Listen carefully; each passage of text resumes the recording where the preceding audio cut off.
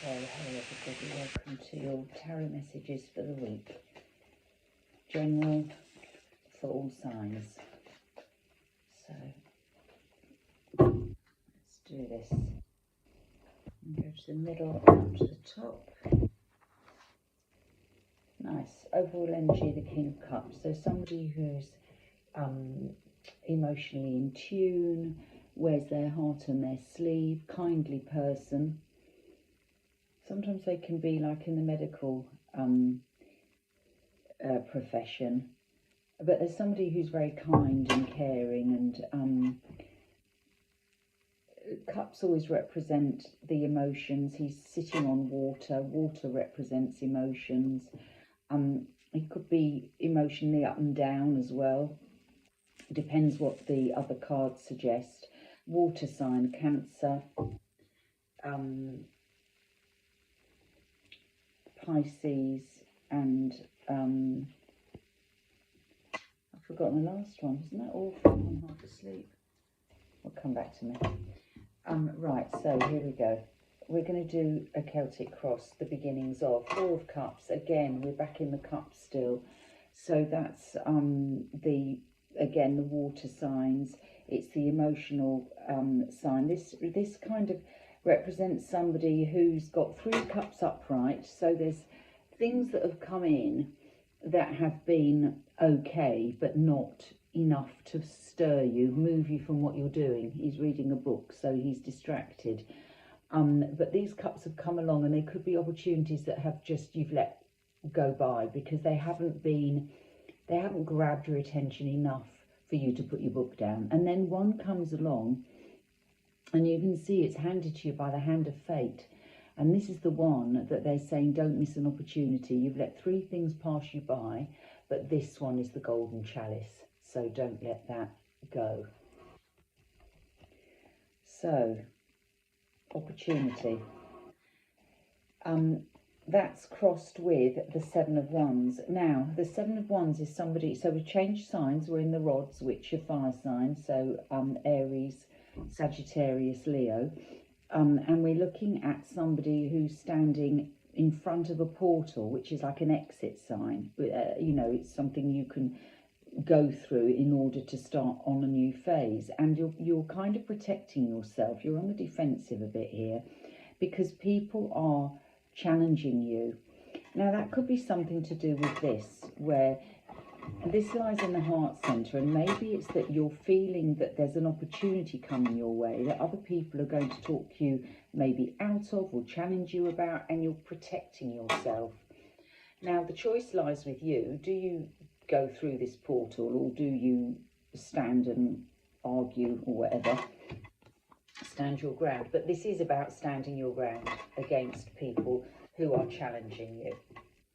In your solar plexus, you've got the Queen of Wands, so we're still in this Wands. So normally you would say this is a female, it doesn't have to be, but a female sign, fire sign, passionate. Rods also represent projects, creativity, plans, something that can be something that you've got to put together as a creative endeavour, as a project that is, you know, piecing things together in a creative way. That's lying in your solar plexus. So you're kind of feeling that this is something that you want to do. It's in so the solar plexus link up to the back of your mind, if you like. It's your subconscious, and that's what you're feeling maybe you should be doing. Maybe that's why here you've got the wand in your hand, and that's what you're, because she's also holding that same wand there, and this is what you feel like you should be doing, and maybe you've got positions there, or maybe you've just got a lot of people coming at you and with maybe ideas, or you know, maybe it's that you're just actually holding them off for a while. Oh, Cancer, Scorpio, Pisces. I knew it would come to me. the water signs. Okay, in the immediate past. Oh, lovely. We've got the sun. Great. So things have been good in the immediate past. That's the best. It's optimistic. It's a sign of hope. It's the best card of the major arcana. You know, the sun brings hope and light, and you know, if you've been in a dark space, it kind of gives you enlightenment. So there's something that you've been enlightened upon in the immediate past. Then we've got the crowning card over your head is the Three of Pentacles. So that's work. That's keeping the home fires burning. It's things, it can be collaboration, because you've got the number 3. So there's other people involved with keeping the home fires burning. Other people with whom you work with that are making your money tick over. Okay.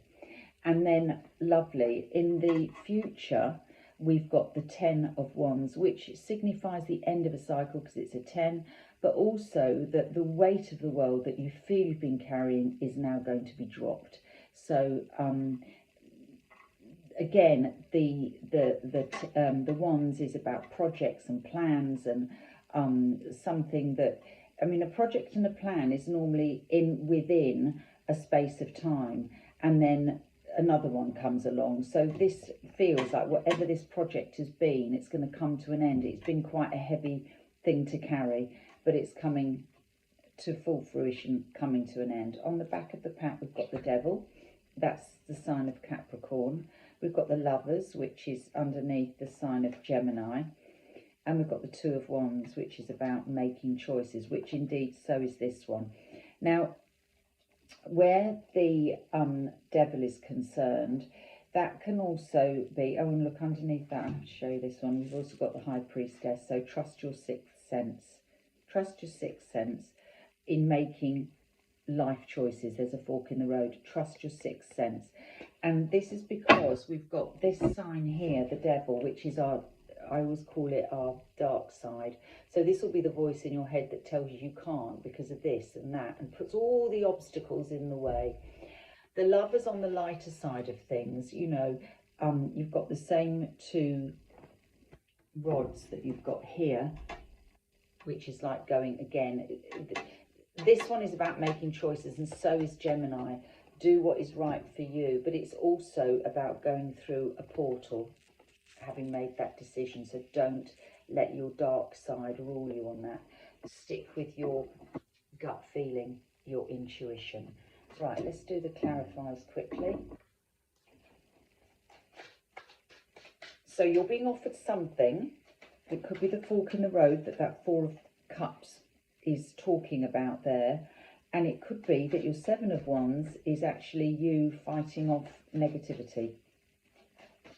You've got the Queen of Wands, which suggests an attractive proposition. The Sun in the immediate past, which has brought you enlightenment.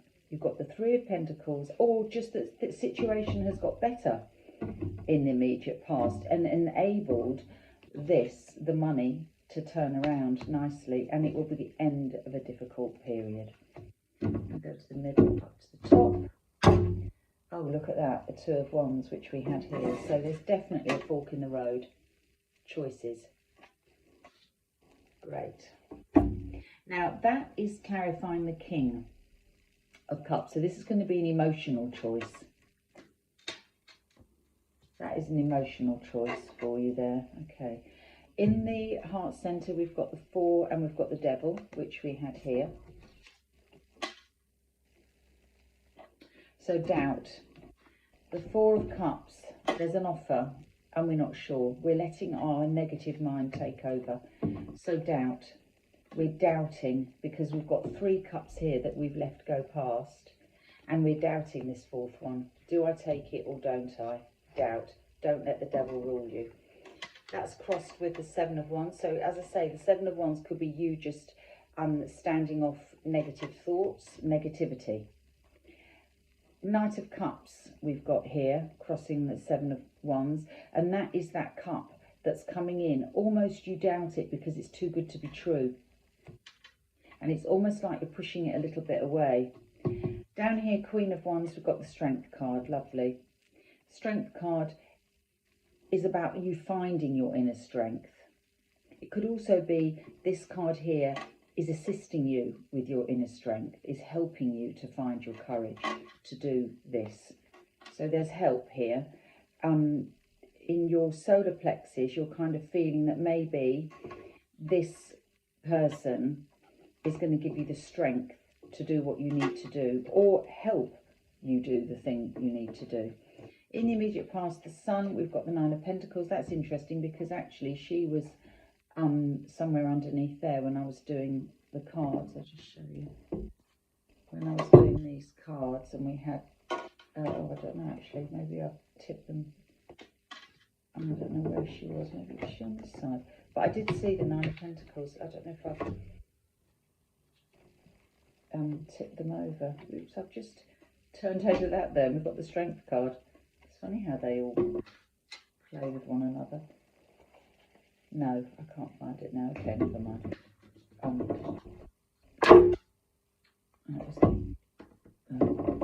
Oh, it'll stick to the table. Right, okay. So the Nine of Pentacles is lovely. So in the immediate past, where we've got the Sun, you found yourself in, this is the Garden of Eden. You found something whereby you felt very at home, you felt comfortable, you had all that you needed around you.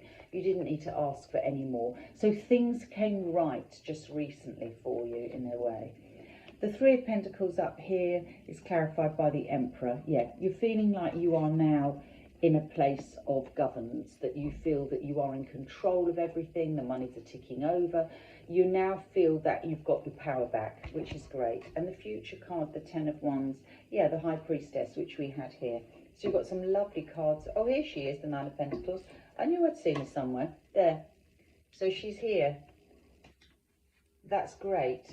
So here you've got the High Priestess twice again, very much being guided by your sixth sense. Listen to it. Listen to your sixth sense. On the back of the pack, we've also got the Hierophant, so that's your higher self, your what I call the moral compass, doing the right thing, these two combined is a really nice combination, because you've got your spiritual self and your, I don't like to use the word religious, but the more traditional kind of what's right and what's wrong here. I also believe this one, so it's your faith and your sign here, your intuitive self, and here also represents that you're being looked after, you're being protected. So that's really lovely. And a positive reading. So have a good week. Speak to you next week. Bye.